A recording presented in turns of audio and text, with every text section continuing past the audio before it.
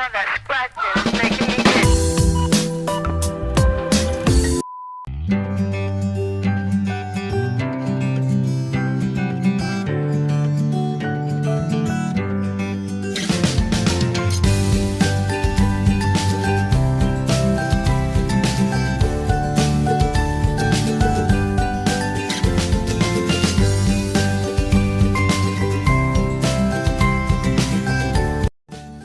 Assalamualaikum warahmatullahi wabarakatuh. Perkenalkan, nama saya Mardia Hasanah Nasution, berasal dari program studi budidaya perairan, Fakultas Perikanan dan Kelautan, Universitas Lambung Mangkurat Banjarbaru.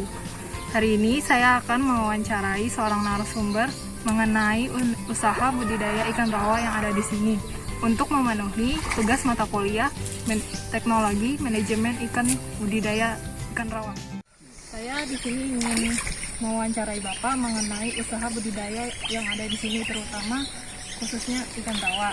Jadi, kalau boleh tahu dengan Bapak siapa? Dengan Pak Hamdani. Untuk pertanyaan pertama, bagaimana sejarah awal Bapak untuk membuka usaha budidaya di bidang perikanan ini? Nah, ikut tes ke perikanan, lulus di perikanan, ditempatkan di Dinas Perikanan, langsung diantar orang di BBI. Saya bekerja di Dinas Perikanan mungkin tahun 93 awal. Artinya kita perlu memberikan sebuah solusi kepada masyarakat karena kita bikin kolam dulu prakteknya gitu. Karena daerah ikan rawa itu tidak sama daerah Jawa. Daerah Jawa airnya dalam artian airnya itu irigasi kalau di Jawa. Kalau kita sini pasang surut. Nah, apalagi daerah Kapuas di mana daerah Banjarmasin atau Kabupaten Banjarbaru itu airnya lain. Di sana irigasi dengan air gunung, di sini air rawa. Di mana daerah pasang surut dominan mempengaruhi. Jadi sistem kolam juga tergantung kondisi pasang surut. Sehingga dalam hal ini lewatkan lagi kita mencoba dulu. Kalau untuk ikan rawanya mulai? Nah, kalau ikan rawanya saya mencoba tuh dulu ikan papuyo segala macam. Tapi karena daerah kita nih rawa, daerah rawa seperti ini agak repot sedikit. Kenapa repot? Ikan papuyo, ikan gabus, istilah ikan papuyo, ikan gabus dan sepat siam atau sepat itu kadang-kadang daerah yang ada rembesan agak rumit. Usaha apa yang Bapak lakukan untuk menyesuaikan sifat biologis yang ikan rawa dari alam ke tempat budidaya? Nah itu tadi, jadi untuk karena memang behavior ikan itu kan ikan alam tuh ikan liar sifatnya. Ikan liar kita dapatkan tuh karena itu makanya kita lebih bagus tuh ikan tuh diambil dari yang benih kecil gitu. Karena benih kecil secara perlahan kita beri makan dulu. Dan itu karena akhirnya menjadi kebiasaan. Nah sebaiknya ikan itu sendiri kalau sudah besar tuh jangan dijual habis. Artinya nanti indukannya atau ini dikumpulkan dulu atau dipelihara lagi. Karena itu mungkin menentukan generasi selanjutnya. Kenapa begitu? Dengan behavior ikan sudah bisa di alam budidaya ini, dia bisa menyesuaikan dengan kondisi alam budidaya nantinya ke depannya.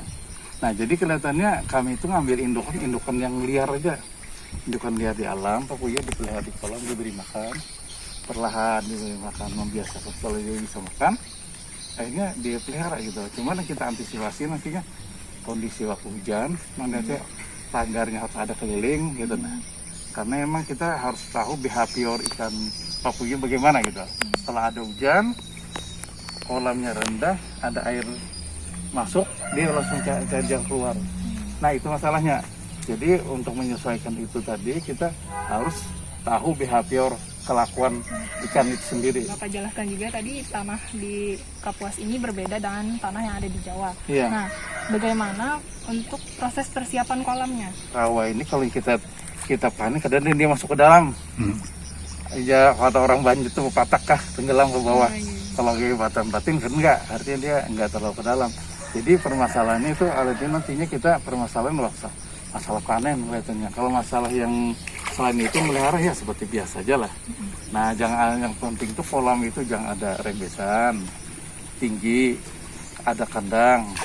Nah artinya kita harus secara perlahan mempelajari kelakuan ikan itu sendiri. Artinya kalau kelakuannya misalnya mudah keluar dan mencari air, maka jangan sampai ada air yang masuk rembesan gitu aja. Jadi kalau misalnya haruan atau ikan rawa yang seperti gabus lah, haruan atau gabus, dia kan loncat, itu harus kandang tinggi. Nah berapa ketinggian itu harus kita pelajari lagi, artinya ketinggian ikan ukuran berapa kira-kira semeter gitu. Jadi harus menyesuaikan banyak ikannya besar, makin tinggi lah kandangnya. Nah, tapi lebih aman itu kalau bikin kolam tuh menggunakan ekskavator karena tanahnya banyak mudah ditata gitu, ekskavator tuh dalam lagi.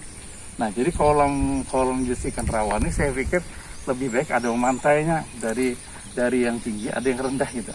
Jadi waktu kita mau panen itu kita sedot yang air nanti lebih rendah tuh sedot yang rendah tuh dia turun kayak lebih dalam. Jadi panennya nggak terlalu jauh lagi di lokasi itu. Itu aja. Kolam tuh lebarnya 10 aja bagus, paling lebar 10. Cuma memanjang. Jadi waktu memberi makan tuh lebih mudah gitu. Untuk penataan kualitas air di sini tuh menggunakan metode apa, Pak? Airnya. Karena kalau ada air dari luar kita masukkan ini air dibuang. Jadi tidak ada batas-batas tertentu di mana air itu sudah mulai hijau itu diganti. Harus diganti dimasukkan air baru lagi. Itu kalau di sini kita tak ada hujan mengantisipasinya bisa menggunakan kapur aja. Karena jauh pada lokasi ambilan air ini. Jadi makanan itu kita kurangi karena kadang-kadang makanan yang seperti penggalamnya numpuk di bawah. Nah, numpuk jadi amoniak itu jadi racun. Nah, penguraian jadi racun. Jadi kita kadang-kadang kita mati saya berapa makan diberi. Jadi kadang-kadang kita hitung juga makanan ini. Target produksi biasanya berapa bulan, Pak? Dan berapa ukuran? Ikan apa? Untuk ikan Pepuyuh. rawanya ini. Kalau menurut pengalaman kawan tuh 10 bulan. 10 bulan produksinya katanya lebih bagus daripada harganya daripada ikan patin keuntungannya. Ukuran pepuyuh yang ditargetkan tuh berapa, Pak? Dalam waktu 10 bulan itu tidak merata. Ada dari ukuran sampai 25 per kilo, ada sampai 7 per kilonya, 7 ekor per kilo. Jadi harga tuh nggak sama. Kalau 7 dari size A itu 10 sampai ke atas, kalau 10 ke atasnya 10, 9, 8, 5 sampai ke atas yang membesar tadi. Itu kadang harganya sekarang kurang lebih 100 per kilo. Nah, yang di bawah itu sekitar 80. Yang size di sekitar 15 atau 15 sampai 20 sampai 10 itu. Nah, di bawah lagi itu sekitar 40-an. Jadi variasi karena namanya ikan pepuyuh tidak merata juga kelihatannya. Seperti ikan patin ini karena kita dapatkan di alam itu namanya ikan ada yang besar ada yang kecil itu tadi. Dari sisi pertumbuhan pun kadang-kadang nggak sama jadi. Nah, cuma saya mencoba ini tahun ini ada 3 lokasi yang kita ambil. Lokasi di Dahuk bibitnya pepuyuh tuh. Ada lokasi Anjir Val 15-16, ada lokasi Puntik. Jadi ada 3 lokasi yang mana bagus. Saya mencoba pertumbuhan yang mana bagus. Saya mencoba aja. Nah, kalau kawan-kawan mereka ngambil itu dari Dahuk. Nah, kegiatan budidaya ini, Pak, selain kendala yang Bapak sebutkan tadi, apakah ada kendala lain? Jadi kendalanya itu kalau pepuyuh kalau saya lihat pepuyuh ini riskan itu dalam hal kualitas air yang berubah. Itu harus dijaga. Justru kurang kuat dibandingkan sedangkan pihak pepuyuh ini kan ada labirinticinya. Artinya ada semacam ya gelembung udara daerah insang itu kan lebih kuat biasanya, kurang oksigen pun tahan dia. Tapi dalam kondisi air yang berubah kelihatannya riskan.